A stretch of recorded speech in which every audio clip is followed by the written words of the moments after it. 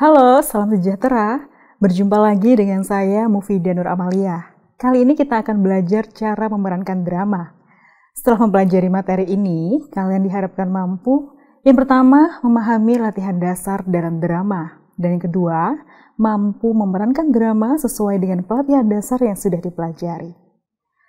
Apakah kalian mengenal W.S. Rendra, Endrian Tiarno, atau Jajang Cenur?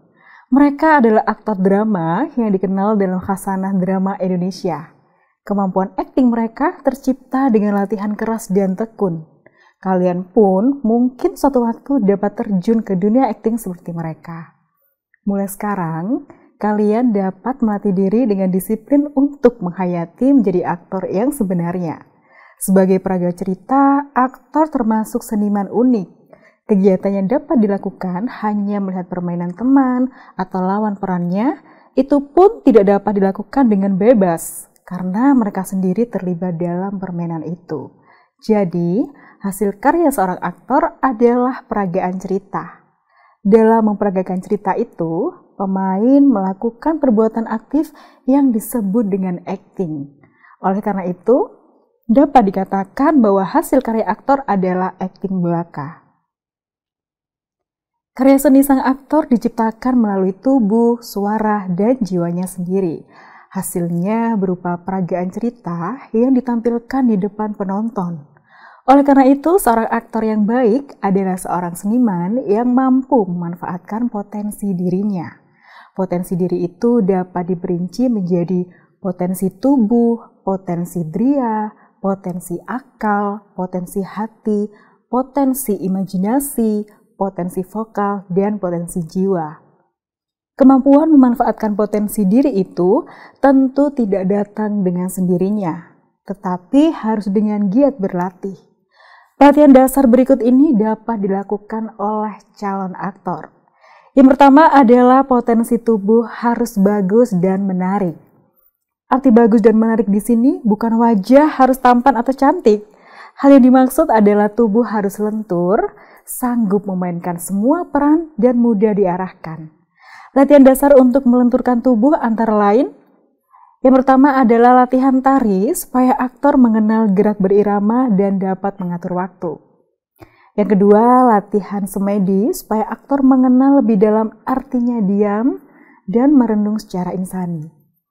Yang ketiga adalah latihan silat supaya aktor mengenal diri dan percaya diri. Yang keempat, latihan anggar untuk mengenal arti semangat. Dan yang kelima adalah latihan renang agar aktor mengenal pengaturan napas. Selanjutnya adalah potensi dria.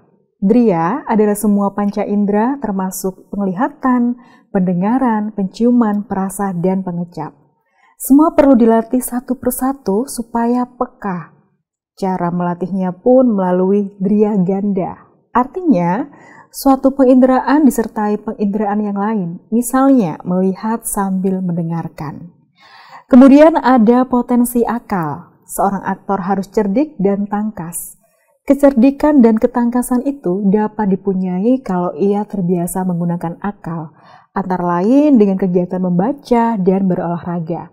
Tentu saja olahraga yang dimaksud olahraga yang berhubungan dengan pikiran, seperti catur, halma, bridge, atau teka-teki silang.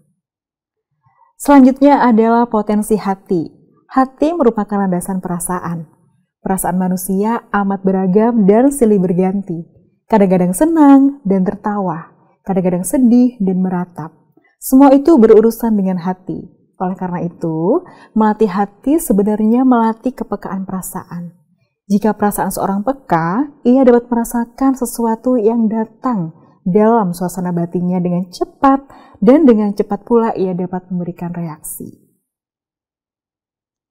Kemudian ada potensi imajinasi. Akting baru mungkin terjadi apabila dalam hati ada kehendak. Kehendak atau niat itu harus dilengkapi imajinasi atau membayangkan sesuatu. Menyuburkan imajinasi dalam diri dapat dilakukan dengan sering mengapresiasi puisi dan mengapresiasi lukisan.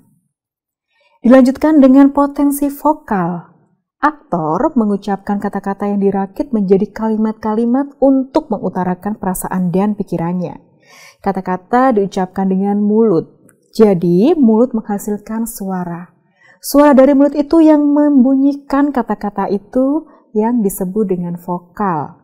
Sehingga aktor harus mempunyai vokal kuat agar kata-kata yang diucapkan terdengar dengan jelas.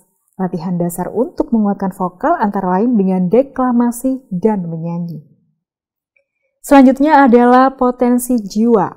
Seorang aktor harus mampu memerankan tokoh dengan penjiwaan. Artinya, ia harus berusaha agar jiwanya melebur dalam tokoh yang diperankan.